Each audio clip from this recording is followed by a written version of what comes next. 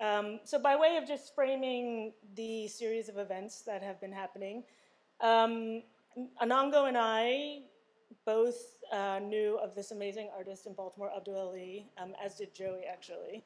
And we decided to bring them here for just a whole week of different types of events, including a workshop that they had yesterday with Joey, as well as a concert, and all of these amazing kind of one-on-one sessions with students and undergrad and grad. Just a kind of way of bringing the sort of Abdu energy to Brown and Brown community.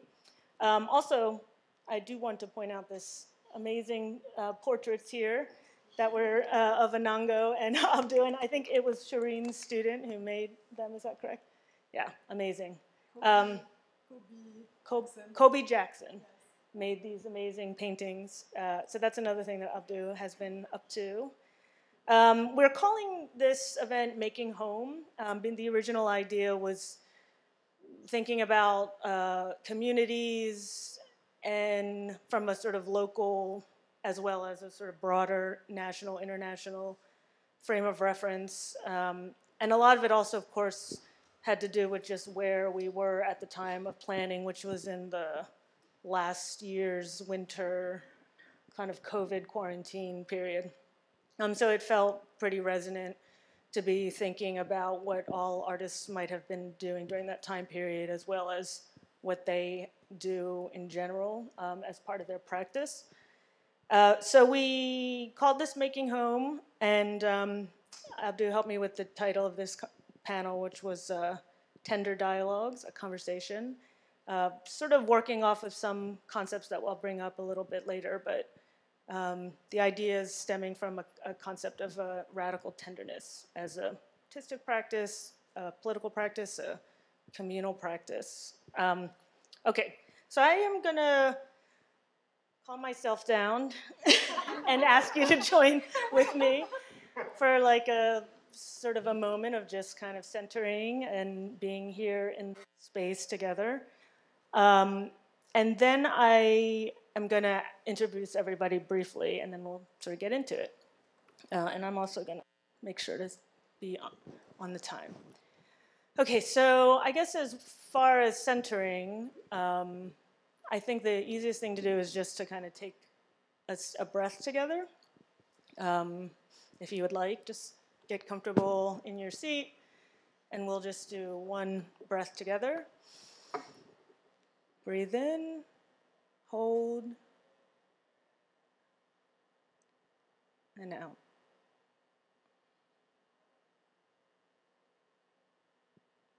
There's a lot going on in the world, and I'm recognizing that as well. And also, I am here at Brown on the lands of the Narragansett, so I want to recognize that as well.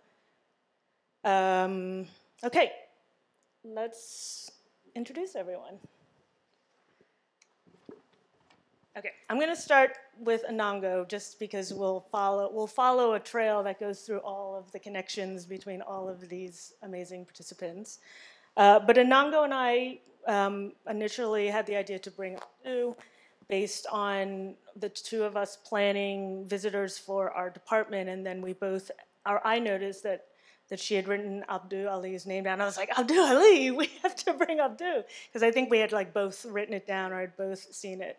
So then we started working together to bring this amazing person here. In addition to being the acclaimed rapper-producer Samith, she is also, she is an assistant professor in the Department of Music. So she is my amazing co-organizer for this event, and I am so happy we were able to do this. Yay! I'm going to move to the amazing Xander Marro, who many of you might know, who I met sometime in Baltimore in 2002, maybe, when Xander was on tour with an amazing puppet show called The Bird Songs of the Bauharoque with musician Becky Stark, right? And Xander is the amazing filmmaker, organizer, educator, who is responsible for Providence's Dirt Palace collective, the Dirt Palace, which is a feminist, what did I write? I wrote something nice for it. Sorry, I have a lot going on. A feminist artist-run space for creation and communal living. And they've also added a new location down the street on Broadway called the Wedding Cake House. And Xander with Pippi Zornoga, what? Zornoza, sorry, I'm saying it differently, are the sort of proprietresses of the Wedding Cake House, which is this amazing project that I suggest you check out.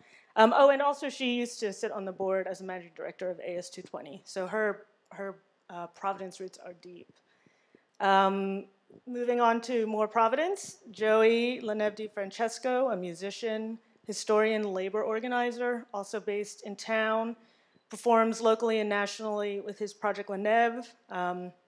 As you described in your bio, equal parts drag show, mosh pit, and rave is a sort of an irresistible description, which I hope you will come to the show tomorrow to check out. And they are also part of the punk band Downtown Boys. Joey met Abdu when they played a gig in Providence. I think Abdu was on the bill with the Downtown Boys probably sometime in the middle of the 2000s, right? 2014 or something like that. Sounds about right. And then Joey had a magazine that ran an interview with Abdu back in and around that time, the Spark Mag. Yeah, Spark Mag. And then finally, we have Shireen Saad, to my right, a Beirut-born storyteller, DJ, curator, and programmer, writer, and educator. She has worked with a broad array of exceptional artists, media outlets, and venues, and she is currently the Brown Arts Institute professor of the practice and is teaching courses in arts, journalism, and criticism. The interesting connection is that, Shireen, you, when you were working with National Sawdust, put together the 100 Years, 100 Women conversation that Abdu was one of the 100 artists that they featured in that event. So we all have these threads, somehow not surprisingly, but we're all kind of threaded together in our practices. And obviously we are all sort of multi-hyphenates to the nth degree. It's like 16 different things that we all are part of, which is great and amazing. And I think not surprising in some ways for folks who become so invested in building communities or building spaces for art within the communities that they live in and work in. So I'm going to start with just a general question to kind of get going. And it really is a simple one, but it really is just sort of thinking about the question of what and where do you call home, and why do you call it that? What is it about home, and why do you what makes it your home? I think I'll just start passing. We all have a few microphones, so we'll use these just so that we can have a good recording as well. But maybe I'll pass first to Shireen. Would you like to? Yeah, sure. Thank you. It's a very difficult question for me because I'm from Beirut, Lebanon, and I was born in the middle of the Civil War, so we never really had a home. And yet we were privileged enough to be able to escape the war and live all over the world, and sort of disconnected, though, from our roots and our culture and our language. And also we were colonized by France, and so even within our home education, we were going from English to French to Arabic, and so we never really had a sense of strong identity. But the older I get, the more I have this sort of sense of melancholic attachment to this idea of home, and I'm really interested in exploring the culture of the Swana region and the music that's coming out of there, and all of the movements of resistance that are happening. And so I'm really sort of threading that into my everyday practice and also my personal sort of explorations. I've got one. I think I'll get a little bit more micro, and I call Onlyville, which is a neighborhood where I've lived since maybe 96.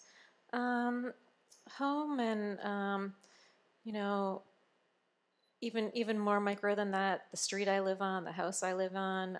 But neighborhood has felt like a really like useful way of thinking about community and thinking about connections, just because it can be so intimate and yet also incorporate so much diversity and so much different kinds of intersection. Oh, I think for me it's kind of obvious if you pay attention to my work. I do love Baltimore. You know, is where I am born and raised. And Baltimore has raised me not just as like a person, but definitely as an artist. And even though Baltimore is like, you know, a mid-sized city, I feel like it has its own distinctive culture, especially like its own distinctive black culture.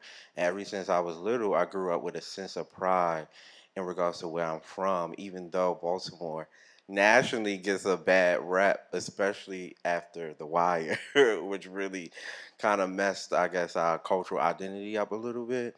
But ever since I was little, I always had a sense of pride about where I come from because you know, a lot of people don't know Baltimore has a lot of deep rooted history when it comes to, I mean, everything from black like political organizing, but definitely when it comes to the arts and culture. And I grew up knowing this history and this knowledge, and literally growing up in a neighborhood that you know where a lot of cultural and artistic significance happened.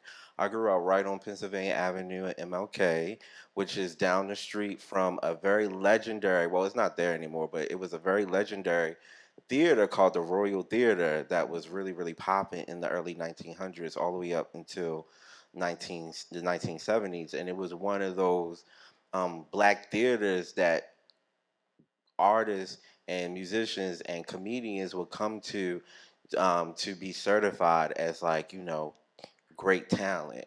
So you know for years that theater was a prominent I say like a prominent landmark for black culture, not just in Baltimore but nationally. And so I grew up right down the street from that, and a bunch of other cultural institutions and sanctuaries and places. And I grew up knowing all this history ever since I was like a little kid.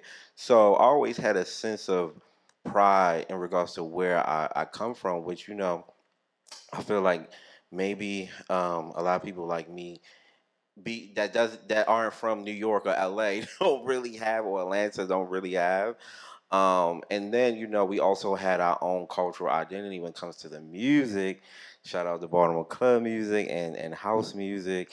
And Baltimore club music was definitely like the score to my youth. Like you heard it everywhere. You heard it at every, you know, function and every celebration. And, you know, having that type of cultural identity when it comes to like music, obviously was really important for me because I had a reference to start from that I immediately was like connected to or like had a close knit relationship to. So, you know, with all that being said, Baltimore is definitely home. It's a place that definitely nurtured me and is very, very, very much so embedded in everything that I do. And that definitely, and Bonnie can probably speak to this too, but the artist community in Baltimore is just, it's a vibe. Like, you know, it's family. We definitely support each other hardcore, not even just within the city, but also just around the globe and around the country. And honestly, you know, because I lived in places like New York, I've been in places like LA, and I would say like Baltimore is super unique in regards to us just having such a close knit like music community and a camaraderie for each other that you don't really see in other places. Like we be having each other backs, you know. And so I'm definitely blessed and fortunate to be able to be raised as an artist in a city like Baltimore. So it's definitely a home for me as well. Like it's definitely the home for me, for sure.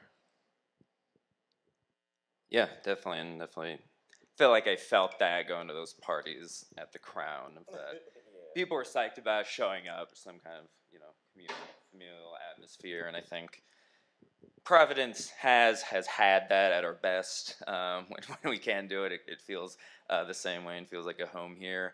I think for me, like a lot of people, like thinking about home is pretty, charged, because their first like experience with thinking about it was, when we're real young, growing up, was, sets of traumas and sort of collapse of home, if there ever was one.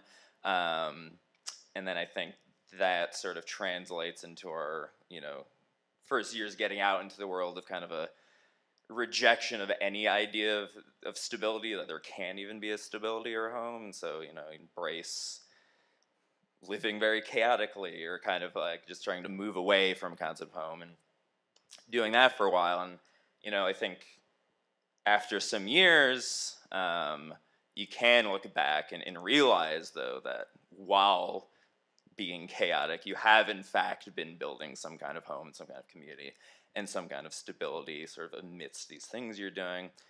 And I think COVID really put that in stark relief for a lot of us who were, very mobile performers for a long time, because having to step back from that lifestyle where we're, on the road for 5 months out of the year, or constantly moving around doing things, you realize, kind of knew this already, but it becomes very, very apparent that, those 4 or 5 people you're in that van with for so many years, like that's become your family or home that you've built, or this big community, that we've been able to build, like all of these cities and in the U.S. and sometimes all over the world, has also formed this kind of home and this kind of community, because you saw who, when it all shut down, was still there for you and still like there to be supporting each other and everything.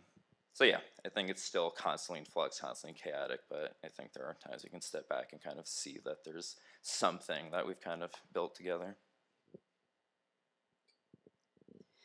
I think I want to echo what Shireen said, and I think Joey talked about, with home being a really fraught thing for me personally. Just because, so I'm from Ithaca, New York, from upstate New York. My dad is from the Congo. My mom is from the Ivory Coast. And so like home life always felt so strange, because what I experienced in my home was so different from what I experienced when I walked outside. And it felt really kind of fracturing as a kid. Like I didn't understand why there was such a distinction between the ways we acted within my home and outside of that. And I think for a variety of reasons, my parents didn't really make that connection clear. Like I had cousins and other folks that we would communicate with who spoke French. And we knew that they existed out there on the continent back home, but that didn't mean the things that it meant for my parents when they were talking about home. Like even my mom has recently said, if we didn't have y'all, speaking to me and my brothers, we would be back home. And it reminded me that like they still feel like this place is not home. Like they've been here for decades and it still feels like it's not home, which is, rattling and surprising in all these ways. But also comforting for someone who hasn't felt quite like they understand what home is. So I think, it doesn't show up in my music or my work really, like what it means to be from Ithaca or to be from a place that a lot of people don't know. So I've started to think about home more as like a process, like a kind of, flow state or energy state or space, creative energy space. That so many other folks reflect in how, their creative practices, because I still don't feel like it's a place. And I used to hate on people, honestly, who came from places where they were really proud, because I just didn't understand, like sports would make me so angry. Like, why do y'all care? Like, why do y'all care? These people don't know you. But then I moved to Philly and like understood what it meant to be part of this like bigger community of folks who are all relating to being in this particular place in this particular time. And that is special and important. So I'm starting to embrace other ideas of what home means. And I hope you'll talk about your experiences too, Bonnie. Okay, yeah. good. And actually, I realized I completely forgot to introduce Abdu in my introductions. As you go, there's no words. There are no words. So I'm going to thread my introduction back through because similarly, I have both the fraught the fraught sort of feeling around home, whilst also having very much the Baltimore pride. So my background was that I was adopted from Korea as a baby, just a few months old, and then brought to the United States, and grew up in a mostly white, like suburb of Philadelphia. That was even maybe not so suburban and a little bit more rural because I was on a farm. So thinking of, New Jersey as a home, though there is some Jersey pride, and people who are from Jersey kind of get that built in with all of the Bruce Springsteen or whatever. It's like a programming thing they do on the radio where they're like hypnotizing you about Jersey. And Whitney has a part in that too, Houston. So that sort of is a stage to think about home, but there's always the dissonance, because obviously I was just remarking on this recently. I definitely was the only non-white kid through middle school, I would say. And my middle school went from kindergarten to 8th grade. Maybe there was like 2 non-white students in the whole school. It was a small middle school in a small town.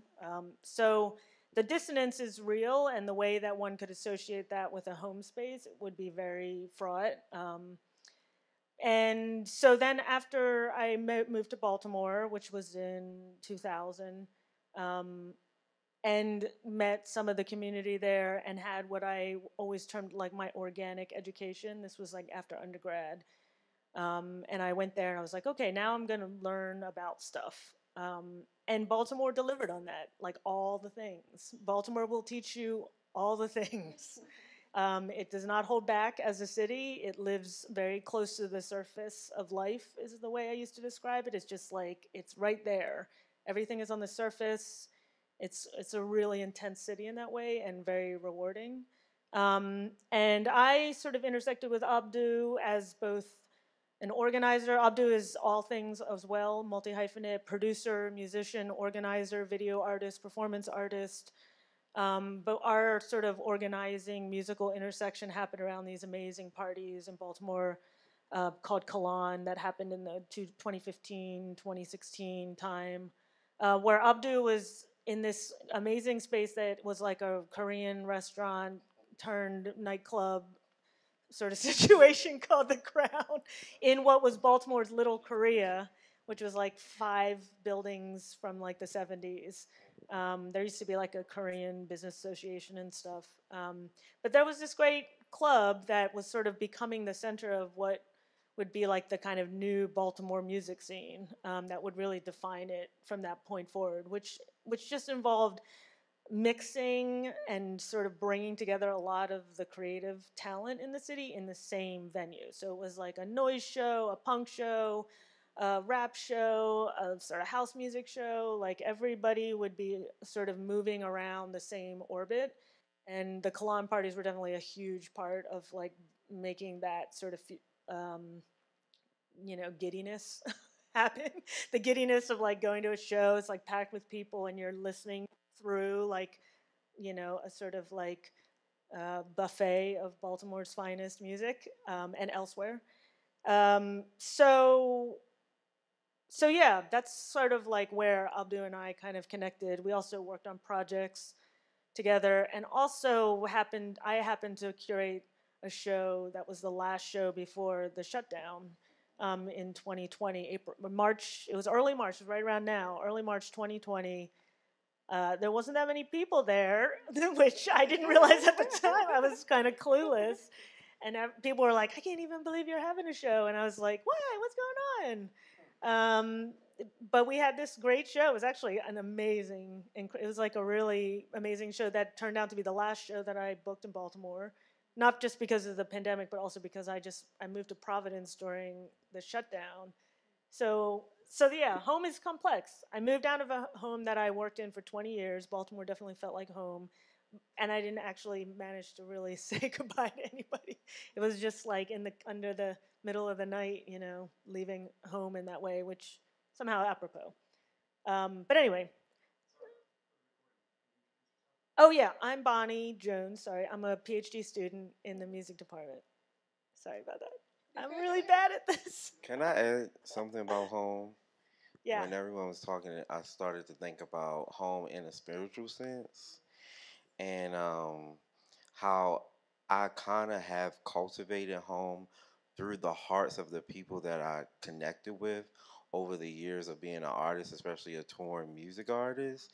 And, it just made me think about how important it is to think of home like in a spiritual sense, and like I said, through each other's hearts, because if it wasn't for the many, many, many people I've met through touring, just off the strength of natural organic connection, I wouldn't be able to be the artist that I am today, or even have the strength to do what I do today. So I definitely want to pay homage to, homes that aren't always so physical, or aren't always physical. They're definitely, for me, is definitely a home that is spiritual. And y'all kind of introduced me to this term, interdependent artists versus independent artists, and I really, really resonate with that term a lot, because as a independent underground artists, like those connections that you foster through and in the underground of art and music is so important, not just for each other's survival, but also just like for each other's imagination. And yeah, I just wanted to shout that out. Thanks. Homes Yeah. that are not always physical. Yeah. I mean, we all are artists as well, and also tour a lot too, and meet a lot of people.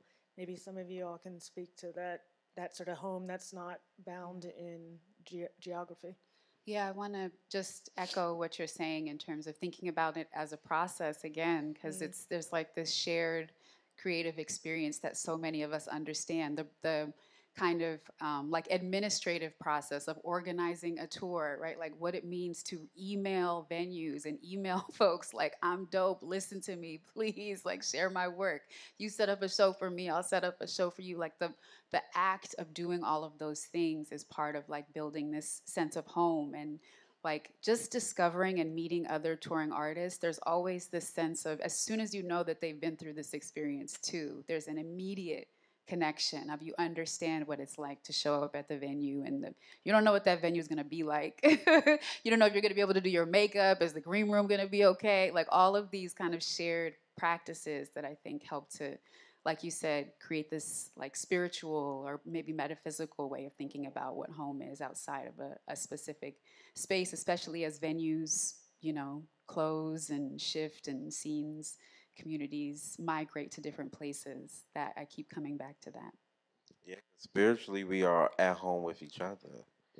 You know what I'm saying? But like, we definitely are at home with each other spiritually. So that's why I wanted to point that out. And I definitely feel connected to having a home. People like you and Joey and Bonnie, people that I like develop like some type of sacred bond with. So yeah, even though we're not all together physically, we definitely are at home with each other spiritually. Yeah, I could add, I mean, I think it's so complicated because when we think about the refugee crisis that we're witnessing at the moment, and the question of home becomes, really sort of loaded, because home really is, having a home is a privilege, and when you think even of where we stand today, whose land we're standing on and who built the structures we're in, it becomes also it adds layers and layers of sort of socio-political, economic realities, right? Where everything is so precarious all the time, I guess, and the the powers that want us to live in this constant state of fragility and precarity, what bell hooks called the cis capitalist imperialist hetero white supremacy, right?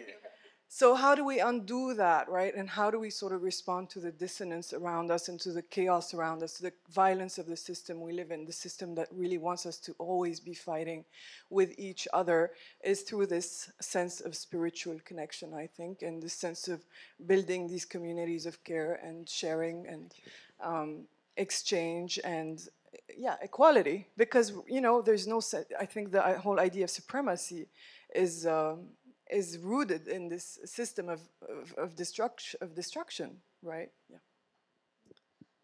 So picking up on one of the things you mentioned that really resonated with me was the sense of survival. Like this is like we're in each other's survival, and I think that for me is very connected to a sense of home.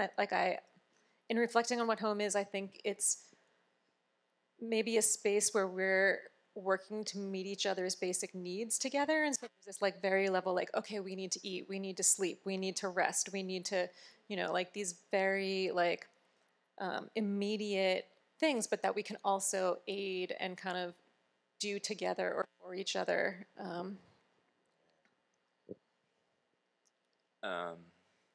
Yeah, definitely just thinking more about this idea of this sort of like, communal home amongst all of us and our like community of people or that we've like performed with or worked with in these capacities and the ways in which that's, just even within the micro thing of music is very much under attack economically. And I feel like sometimes the words we use to talk about it can feel shallow in a way when we're talking about like the music scene or something like that. But, as kind of we're getting at, like this kind of universe of venues, universe of like, affordable places for us to live in our cities form this like collective interdependent home for us, for so many years, and including now. And, the economics of the music industry in terms of, these algorithms and tech companies moving all of the money, all of the eyeballs, all of the ears to a, smaller and smaller fraction of the top 1%. Increasing housing costs that are driving everyone out of cities that you can't even afford to live in these anymore. Venues shutting down, the second jobs we all have to work not paying anything, that getting worse every year. Is a real kind of destruction. And so I think when we're talking about the kind of tragedy of these venues closing, I think it is more serious than sometimes we give it credit for, because I think it's reflective of this broader kind of destruction or attempt at destroying this communal home. Yeah, like speaking to what you all were just saying. I mean, there is a kind of like network created that would connect me to all of you here in the city of Providence, but also in Baltimore, but also in New York or Ithaca or Berlin or wherever, that is kind of paved, as it were, with these venues or these places or these small pockets of people that we've connected to. And that is in light of, as you were saying, showing this precarity that we are constantly sort of like on the edge of falling into, or the precipice of it, of this kind of unrootedness, or this kind of move that it seems that a lot of times we are all feeling as if we are just barely, not being unrooted at any given time.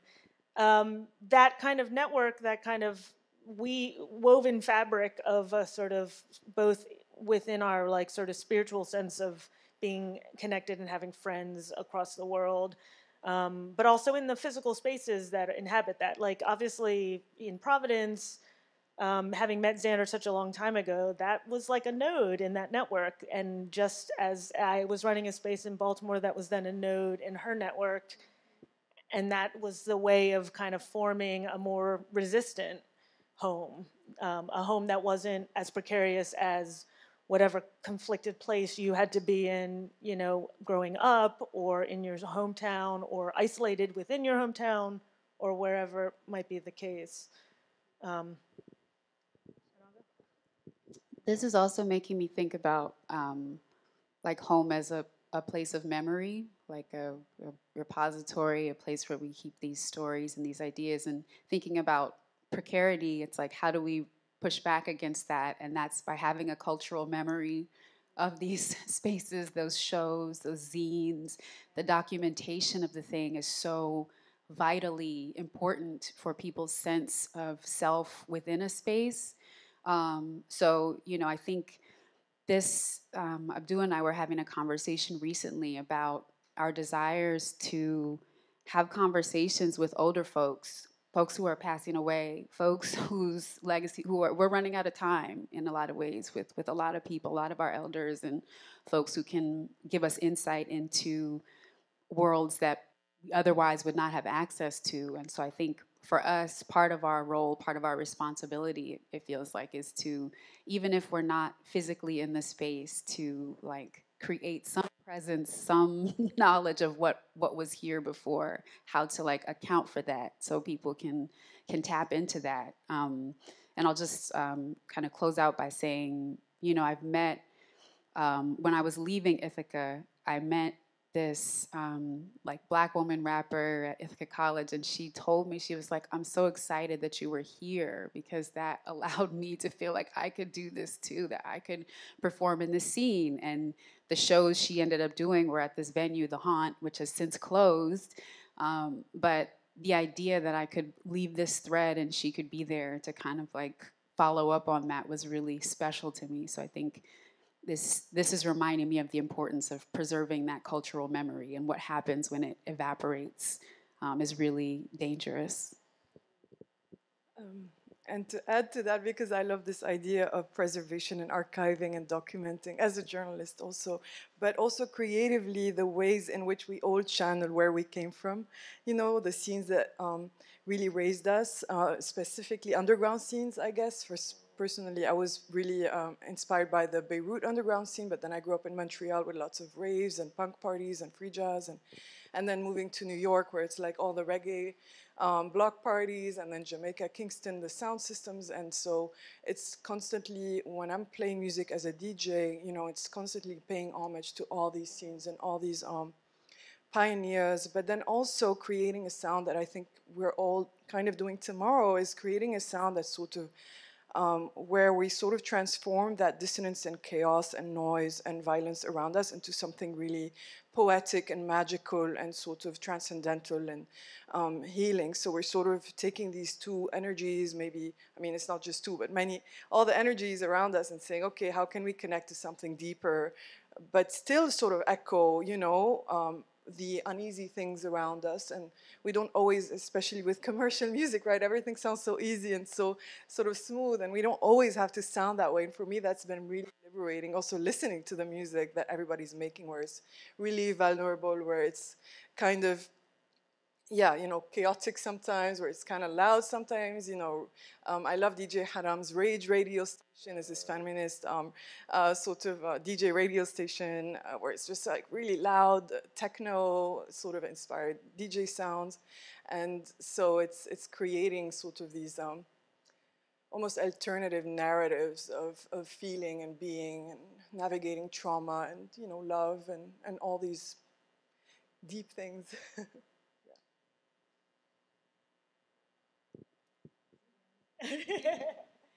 Yes, Shireen. Thank you. Yeah, I think there's something. I mean, so I just want to pick up that thread, because really, like, this is another part about home. And also, I did want to read this quote. Speaking of ancestors, this is kind of a quote that came out for both Enongo and I when we were planning. But there's a text that Bell Hooks wrote called "Home Place: A Site of Resistance" from 1990, and she writes, "For when a people no longer have the space to construct a home place, we cannot build a meaningful community of resistance." And then I added also this beautiful quote from Thich Nhat Hanh, which was just that your true home is in the here and now. Sort of echoing and picking up the thread Sharina mentioned, which is that like home place is often under threat, like literally under threat, which we see over and over again in refugee crises. Psychologically under threat, as we see in anyone who has been raised in a traumatizing home or a traumatizing city or environment, or has been traumatized by having been displaced from their home, of course.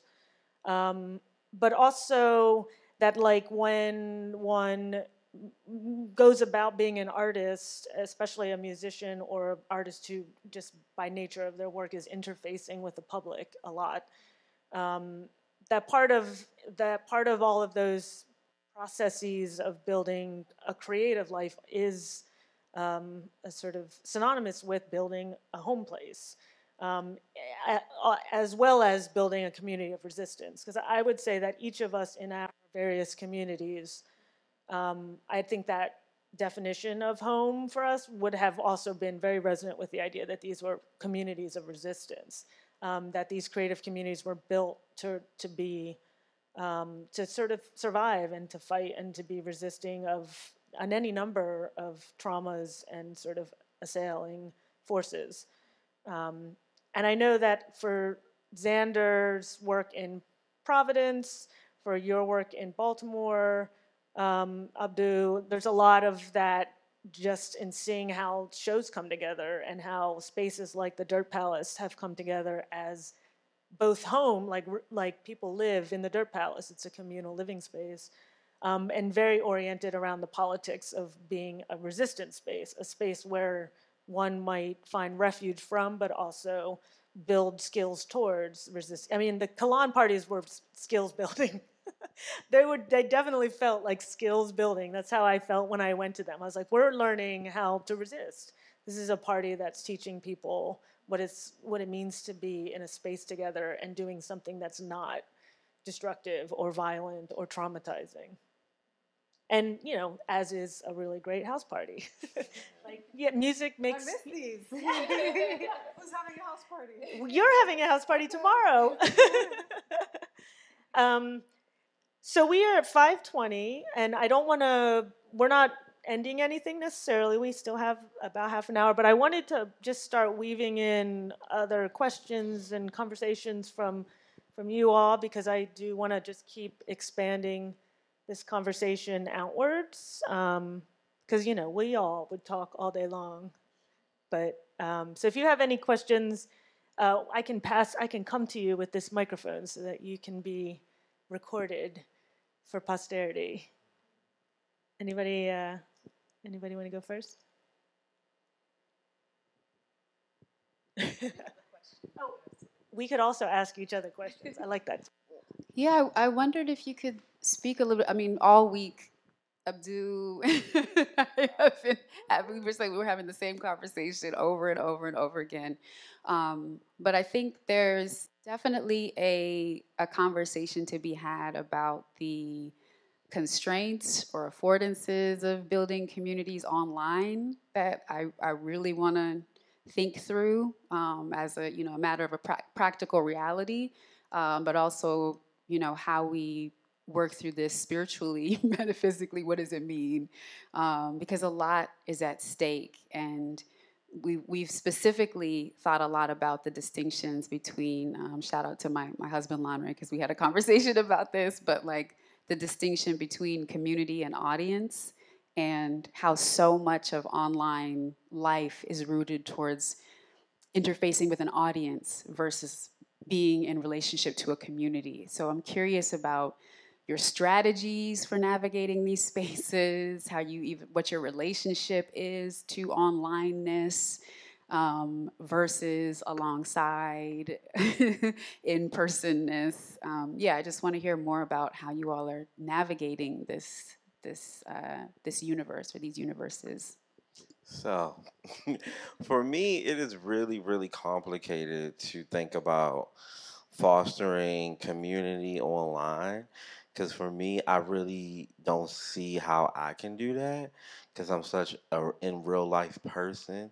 And I think that, online at the end of the day, for me personally, I'm going to speak for myself, it's just a projection of who we are versus who we really are. And also, when you think about, when you think about like ownership online, you think about who owns these platforms, who owns these social media apps. Like, it's really, really hard to have autonomy and privacy online, which I think is really, really important when it comes to orchestrating and organizing in acts of resistance. I think it's really, really hard to do that online. So for me, even when I see someone that I feel like, okay, I'm really, into your energy, and like, you know, what you are projecting out into the world, I take it upon myself to like try to foster some a real life connection with them offline. Like me and you, like, you know, we was vibing in the DMs, but I'm like, girl, let's FaceTime. Like, you know what I'm saying? Because for me, it's so important to do that because I mean, it's just really hard to try to foster community for me in my eyes online. Honestly, I don't even have the energy for it a lot of times, and I do feel like social media for me is really really toxic in a lot of ways, and right now I'm trying to figure out how to divest my energy from social media because it's constant, like, you know, toxic imaging and messages that's just being, you know, like forced in your brain constantly, constantly, constantly. And I do love when people try to have, you know, profound and important conversations online, but I feel like they always are like the starter conversations, and I just feel like you just have to make sure whatever work you're trying to do online, to make sure it's jumping off the pages or jumping into real life in some type of way. So that's why I encourage a lot of young people today to just, you know, think about what it means to show up in real life for whatever you're trying to do, or for whoever you're trying to do it for, versus, like, you know, always thinking about, you know, how can you galvanize yourself or whatever you're trying to do on social media. Because I really think social media, it can be useful in a way as far as like just spreading information, but I do feel like, um, for one, social media, I don't care what no one says, lacks spirit, and I'm a person rooted in spirit, and I just don't think it's just like the best way for us to always like think about acts of I think we could use it as a tool or resource, but I think it's just really important for us to like, you know, come together and collectivize in the real world. Because yeah, social media is just, I mean, again, like all the police and the algorithm is racist. Like the algorithms that, you know, even Google and Instagram, Twitter is built in white supremacy, built in capitalism, like, you know, and I just feel like you can only do but so much on there beyond just spreading information. Because, you know, when it comes to like just fostering connection, I don't even care to really have serious conversations on social media because most of the people that I follow or that follows me, I'm not in community with them. And I think people really need to think about what it means to be in community with each other. Like define that for yourself, what it means to be in community with each other. And I think that for right now, the internet doesn't foster what community means to me in real life.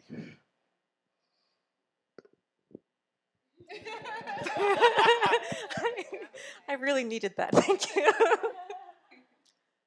Yeah, definitely agree. Definitely agree that this real life, which we can now get back into or start get back into, is definitely important. Like, you know, counterpoint to just that dissociation that happens with social media.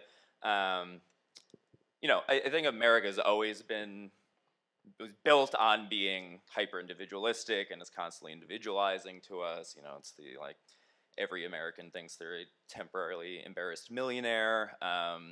This sort of thing has always been deeply ingrained in our society, particularly for musicians, for artists. It's the economy around is deeply individualizing, and you're supposed to just you know, put yourself out there above everyone else, and we're led to believe, you know, it's a zero-sum game, and sort of we have to beat out each other for the, you know, attention and the stardom. So I think that was already a deep thing for musicians, and then social media algorithms, streaming platforms have like intensified this so deeply, where everything we do, we can see it quantified immediately, and we can see it we're quantified against each other immediately. We're put into these algorithms on these streaming services against each other. Who's going to get the top of the playlist? That increasingly determines your success as an artist. and it's necessary for us to use. I think that's important to note. It's really not an option to just, as an individual, divest from these platforms, because it's the entirety of the economy right now, right? Streaming is like 80 to 90% of music revenue right now across the country. 89, that includes like live performances, like 89% around there is in streaming, and Spotify is something like 40% of that. So Spotify is the same like market share of streaming that like Amazon had of retail a couple years ago. So these are like monopolies, right? So, you know, you see some people online kind of proposing this as that we can solve this individualistically, like that you can just, you know, as an individual take your music down from Spotify, and that's somehow going to like redirect this entire economy. But it doesn't, right? We can't fix these hyper-individualized economic systems with hyper-individualized actions, right? It requires a collective solution. It requires these interdependent solutions that we've been talking about. And I think in the last few years, since the pandemic slowed down musicians, I think we have seen some of these efforts to collectively organize musicians come up. One was when we started in 2020 that came to be called the Union of Musicians and Allied Workers, which is this kind of like independent musicians union that we started to like, yeah, organize like independent underground artists. And right, we had these first meetings like in April, May of 2020. And that was kind of a beautiful reversal of how the internet is usually working. I think for me to see like a room, and you know, there's imperfections, there's other things we need to work on with the organization, but you know, to see a room, you know, a Zoom room of 30 people who are like, okay, we need to like collectively get something together if we're actually gonna like take on the power of these streaming companies, take on the power of these social media companies.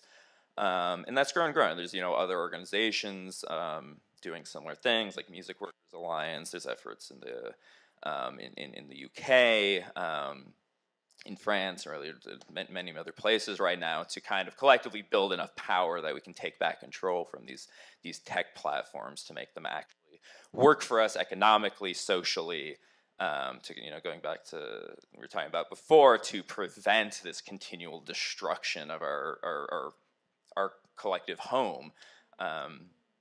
And I think the internet can like allow us to do that. And, you know, as you were saying, these technologies are not inherently good or bad, but right now they're bad because these small number of like monopoly capitalists control them. And the only way we're gonna take that power back, is to like all get together in a really serious way and take it from them, right? I love that idea of these movements for, you know, unionizing and, you know, rights for musicians and artists, but just everybody in general. And when I think also about social media, coming from journalism, where it was very elitist, where, you know, the editor would decide on something and it would be printed and you couldn't change it. And also there were always delay, you know, sort of, you always had to prepare your content ahead of time.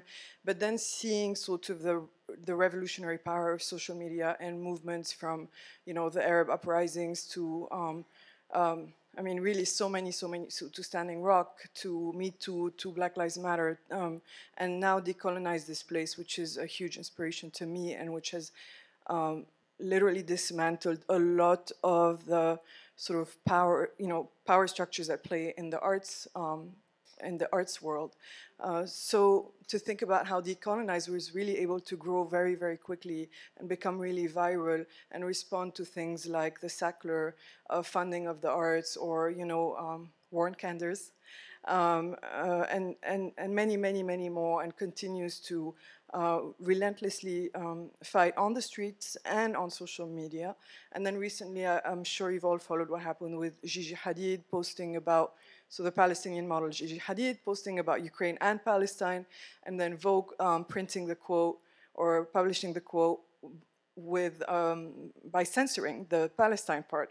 And then immediately on social media, you know, there's a backlash, and then immediately Vogue is sort of forced to added the caption again, which is completely unethical to change the caption of anybody, Gigi Hadid or any person on the street, you know. So for me, it's really inspiring to see that, you know, I know that cancel culture or call-out culture can be problematic, but also when we talk about resistance, you know, the fact that we can hold each other accountable in these spaces and that these spaces can be equalizing and democratizing and spaces for open debate and dialogue, I think is a really important tool, as you mentioned. And then I also think about, you know, to go back to the home and the family, about the figure of the killjoy as, you know, even within communities and even within homes and within families, you know, to constantly sort of speak truth to power, you know, I think is really it's our work. Like, we have to do it, all of us. Keep ourselves accountable, but also each other. As professors, our students keep us accountable, our fans keep us accountable, and our friends and our lovers and everyone else. So that's really interesting to me, the idea of you know, also sort of filtering and resisting from within. Yeah. Xander? Well, yeah, I always like don't want to just jump to being like the old person who's like, it's mind poison, I hate it. But but it's hard stuff, you know. It's like it feels in many ways like it like what I love about art and what I love about organizing has to do with how much it humanizes and allows you to understand people in like a spiritual or a deeper way. And I feel like so much of social media reduces that. And so I think that's the part that's really can be really painful about it. Also think it's like there's a level of like we all have to be pragmatists to a certain degree and understand like do the stuff I have to do for work, and like maybe I wish I could just like throw in the towel, but that's like not an option. But Joe, I want to go back to something you said about kind of the history of America and individualism, and like absolutely that's there. But I always like when that comes up want to like lean towards the counterpoint that I also think there's a long history of collectivity and like and a lot of that through music and culture, and I think it's really important to remember that those threads are also deep, and that like I think that's built into, you know, just a lot of the roots in a lot of different parts of American culture, and that it's, you know, that those things have been at tension for a long time, and there's a lot to kind of like of comfort to find in some of those histories and some of those different movements.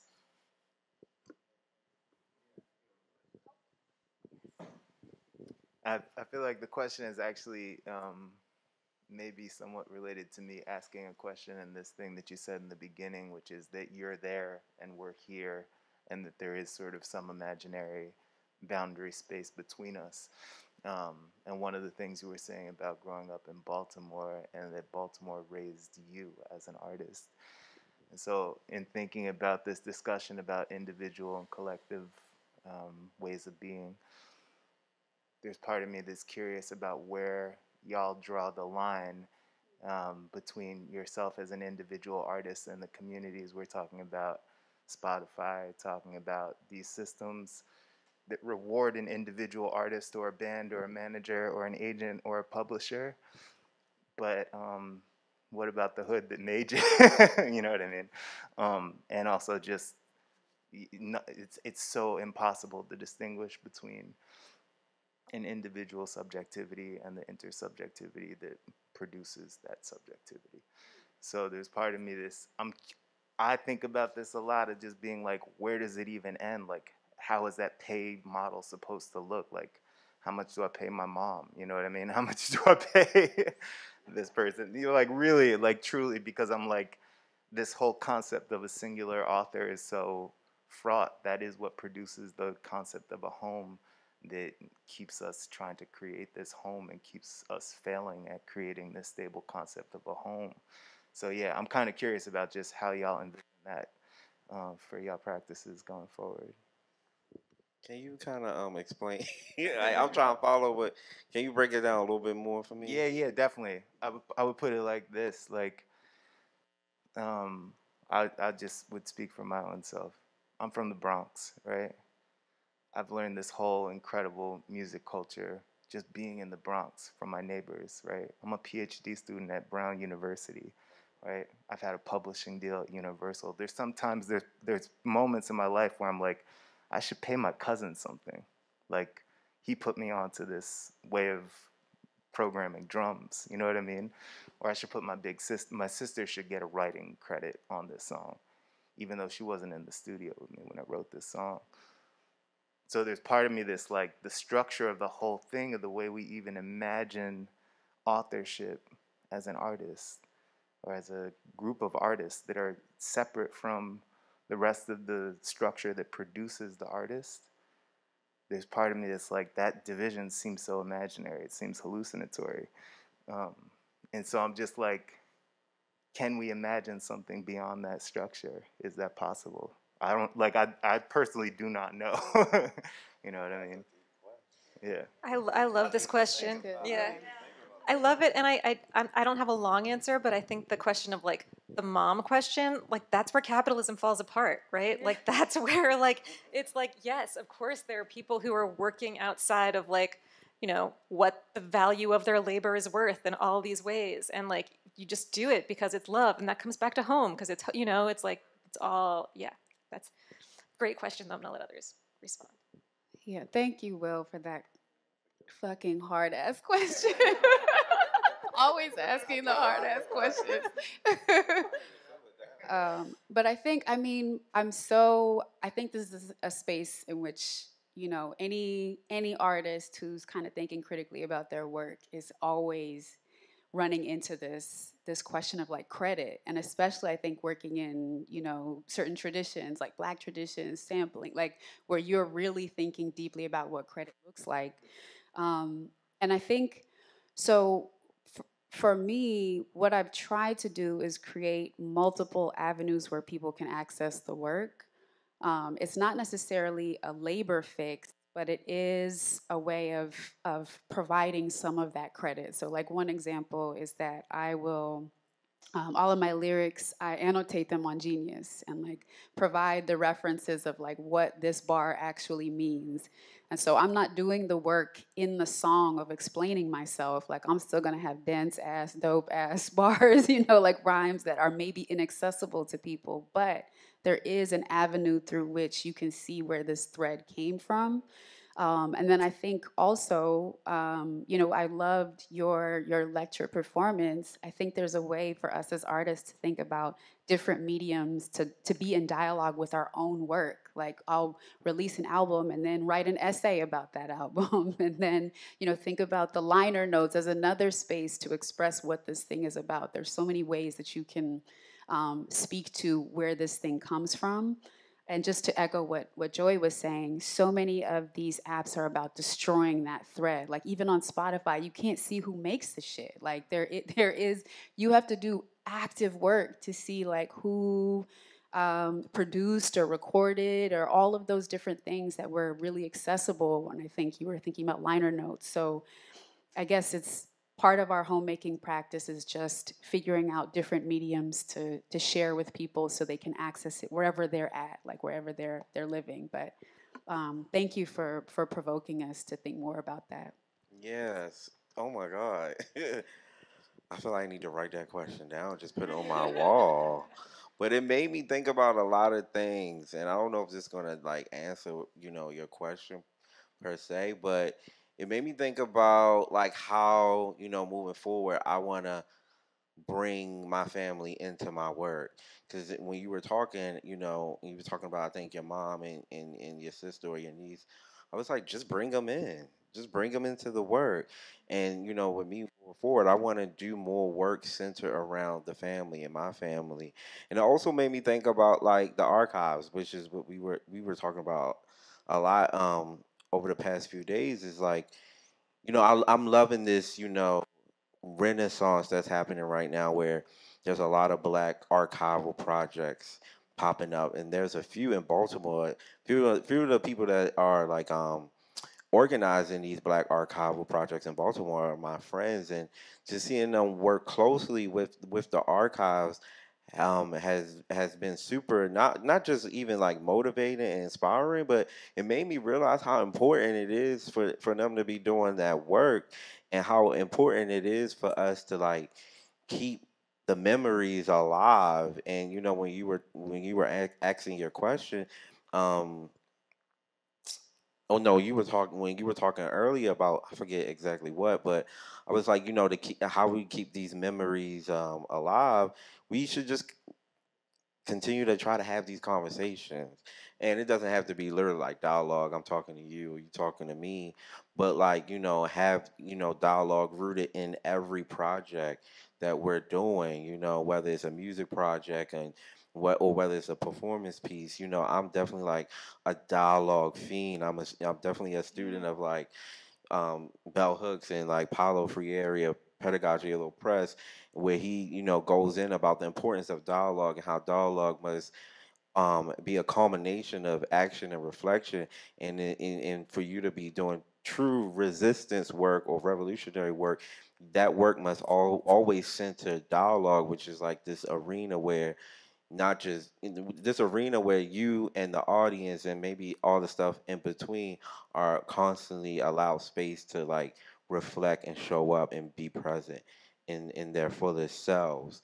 So I just feel like, with me personally, I definitely want to continue to like bring my family in more. And I also think it's really interesting how like a lot of artists don't really, I mean, I see a lot of painters do this, but I feel like more of us need to start centering our families and our work more.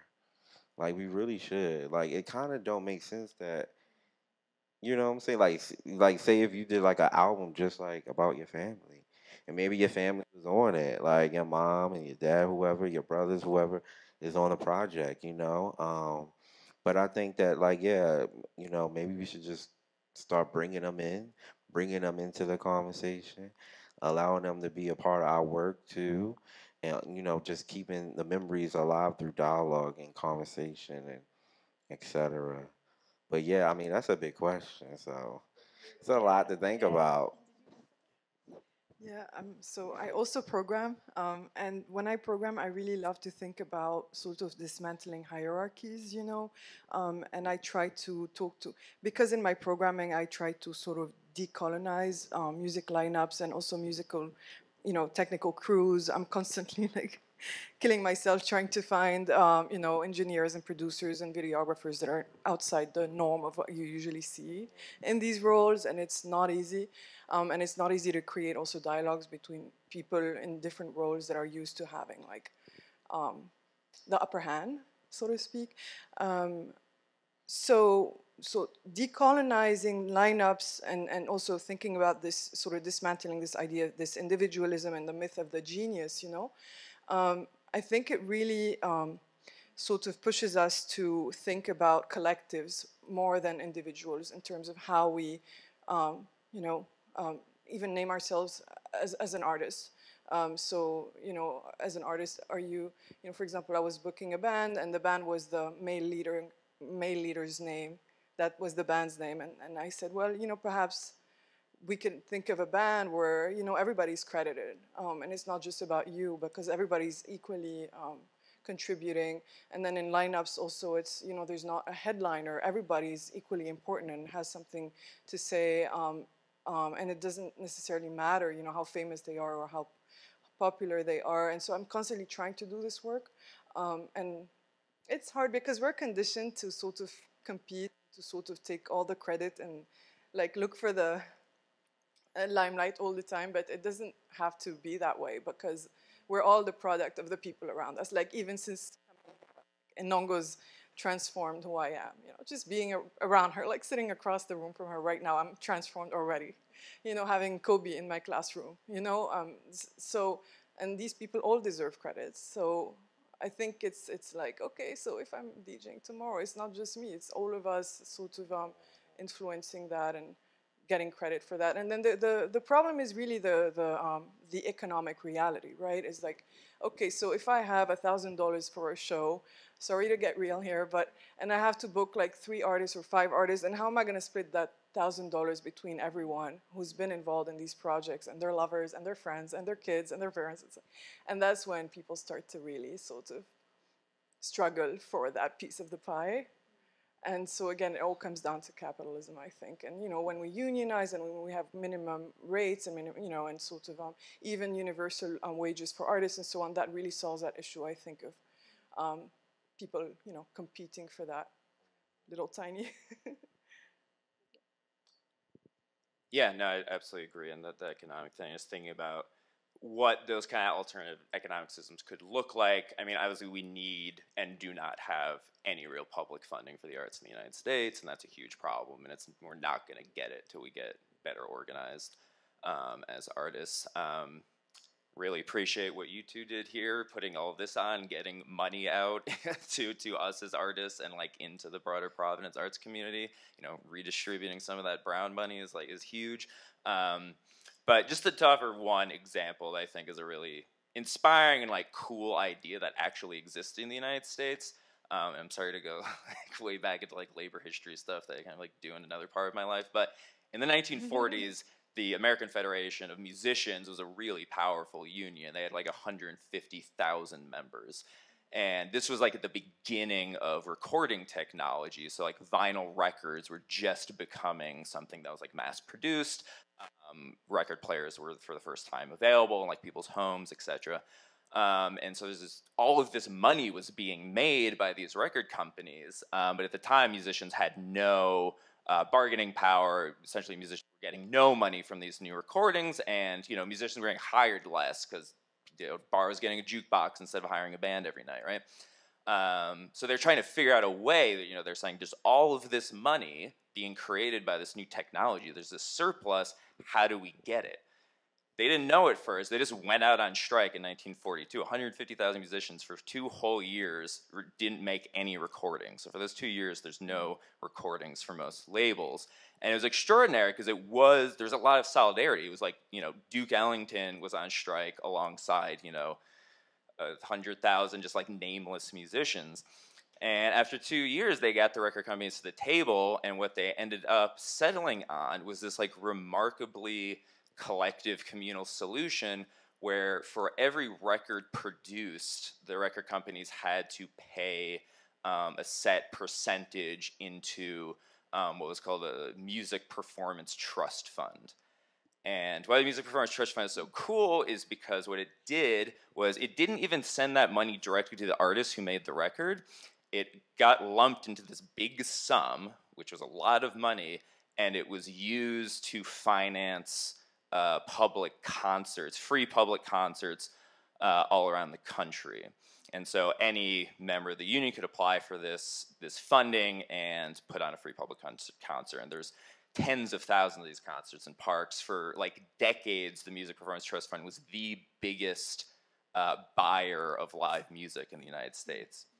It was huge. It was a huge, huge thing that's been totally erased from the history of music because over time the record companies have negotiated away. The AFM is, through its own incompetence, lost a lot of this. There's been all these anti-labor laws that have slowly stripped it away. But there was a point in the U.S. where I think we had this really beautiful model where it was even more beautiful because it was only 5% of that 150,000 AFM members even made records at that point. But that small number who were making records were financing this much larger scheme to bring art and culture, to pay the musicians for it, but then to provide it for free to a public as well, getting to the point of how do we kind of use this stuff and get it out to other people. So we've seen how collective action kind of create this much better economic system in arts than we have today.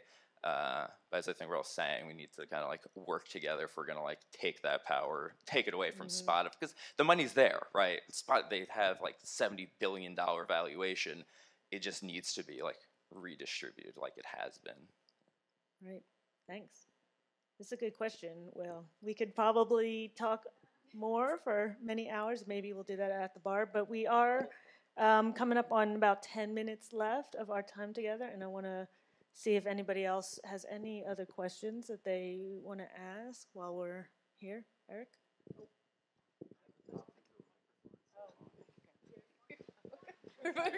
I don't know. I was thinking. I'm also thinking about what Will is talking about, and I think I've mentioned this to Enongo, but I really like this poet May I Am from. Does anybody know this poet from Germany? She was a black German, and she was writing poetry before, during, and after the Berlin Wall went down. And there's this line where she says, home is in my shoes.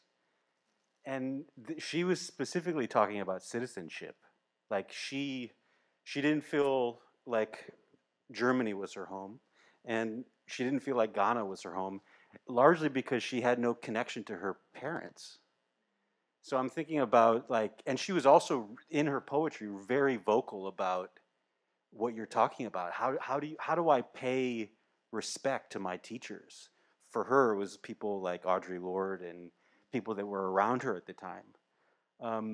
So I'm just sort of bringing out attention, for May I Am, and also kind of for myself.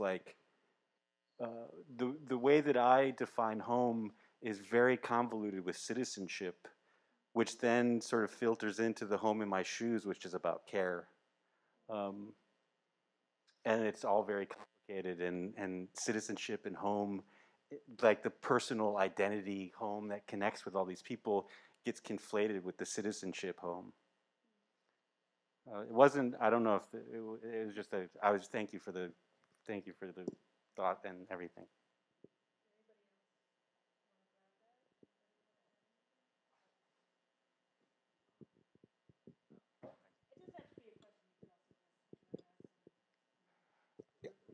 I'm just wondering about folks' relationship to money.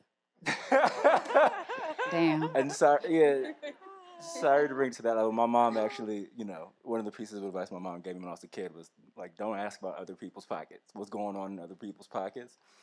But I am interested, just within our collective critique of capitalism and individualism, and trying to overturn those systems. What is the relationship between money, making a living, the economic realities of the day-to-day, and our practice? And I ask just because, over the life of, over my life as an artist, I've had moments where I've written things for money, things that I'm not necessarily proud of, and moments when I've had the foundation or the opportunity to turn things down, and the privilege to turn things down, right?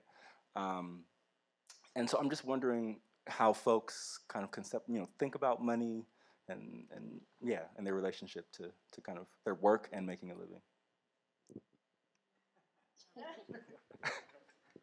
Shouldn't ask about people's pockets. I'll answer that question because I think about money in a number of different ways. Partially because I try to work off of very little because I don't often have too much. Again, we're all multi-hyphenates. Part of that is because we just have a lot of interests, but also part of that is because we need a lot of diverse funding streams in order to make it work. We need to have different ways to pull together different ways of making a living, which I've been doing, and almost everybody I know in Baltimore does this too, and probably almost everybody I know in Providence and any other small city where you're really juggling a lot of different realities financially. I think, my music doesn't tend to it's not in the publishing world, so it doesn't go down those avenues and doesn't totally have the possibility for them. So it's always been other jobs that have funded my creative work, and also other jobs that have funded my organizing work, which sort of loops back to Xander's excitement over your response, Will, which is that which is that I always said that this is all the work. Like my creative practice is all of this event, this thing that happens when all of you are forming these networks, this tracing of a line from Baltimore to Providence to Ithaca to New York to Beirut, just like making that all the work makes it make sense that there is never an individual here. It will always be these threads that move through these communities. And then I do credit them by doing events where I can move money towards them, like as an organizer. So that's a big part of like how the credit works, is that I can have, when I have power and have access to resources and stuff, then I can kind of distribute and move those where I can, which is definitely what and Xander, this will be familiar to you. I mean, I just have been organizing in Baltimore for so long. Like I organized in that city for almost the entire time I was there, so it's like 15, 20 years or something. So yeah, it's a complicated question, and I'm definitely curious about folks who do more publishing and have more at stake there. So. Or we can talk about it. Yeah, I was asked, what would be the ideal situation for me in regards to like being a more sustainable artist in America, and my response was, I don't want to work anymore. I'm over it. I'm tired of working. I wish I can just be. So my relationship with money, I hate it. I hate it. And I think, Joey mentioned this earlier, but yeah, in America, when it comes to funding the arts, it's trifling. It's terrible. And I think one of the biggest issues is that this country doesn't see being an artist as a profession, an important profession. But yeah, I think that question, I think is, everyday obstacle for me in regards to trying to figure out how to be an artist and also be able to take care of myself and just live more sustainably. Um, and like I said, I just wish I didn't have to work anymore. I'm tired of working. I don't like working. I hate it. So yeah. Yeah, I would say that a lot. Thank you for all of that. Period. Full stop. Right. Well, yeah, it's exhausting. And I think like when I share my story with folks around like, I think when people hear my story as like a rapper producer who has their PhD, they have a very linear idea of what that looks like. That I just was working on both of these things at the same time, and but I have to always share that there were years when I wasn't doing this thing or the other. Like you commit yourself, sometimes to something for a long time and have to set something down. And for me, a lot of the work around money is reminding myself that even if I'm not doing it right now, that doesn't mean it's not who I am. Like that even if I'm not rapping and producing, and even if I haven't fucking put out an album for 10 years, I'm still a rapper and I'm still a producer and I'm still an artist. And so like finding peace in not having to do the thing right now is, I think, what comforts me when I don't get to do it right in that moment, because it wouldn't be sustainable otherwise. But it's very, very, very, very difficult. And I often feel like I'm being pulled away from my creative practice and instinct, even because of all the shit that I feel like I have to do to like be okay. But I also can't make music when I'm not okay. So it's like this is the terrible cycle that we find ourselves in. But yeah, I think a lot of it is being okay with setting something down for a second so that you can have the stability to pick it back up when it's okay to do it again. It's not ideal, but it's the artist's life. I agree with what you said about being okay, all of you, because, I've definitely experienced, first of all, I've interviewed a lot of artists, a lot of my friends are artists and poets, and so I've definitely experienced this extreme way of life that can come with sort of being radically against all the things we're describing that are toxic, wanting to live outside the system, and I've seen them fall apart, and I've fallen apart myself many, many times. And so money is one of my least favorite words, but also another of my least favorite words is compromise. And then also productivity. I really hate that word. And so I actually do love work. And so I think, and I think Abdu Ali loves work too. I think we're talking about this idea that we just have to hustle all the time. That is exhausting, but we love our work and we love our purpose. So when thinking about all these things, I try to replace money and productivity and work with a sense of purpose. And what Bonnie described is, you know, if I'm okay, then I can help others and I can teach others, for example, and that's giving me a huge sense of purpose at the moment. Then I can DJ and maybe share some of the music that, you know, my underground friends in Beirut are making, and I can share it here, and I can share it in New York, and then I can maybe program some artists, you know, to come here and perform. And so it's like just surviving, being okay, or even a little bit better than okay, just taking care of ourselves. And that's not just money, it's a holistic process, a discipline of taking care of our bodies and minds, and like taking time to chill with our friends and laugh and love and all that stuff, dance, and to replace this focus on constant like hustle productivity. I don't know, I think that's really helpful in terms of sort of building this sort of sustainable sense of purpose, which I think is really the ultimate.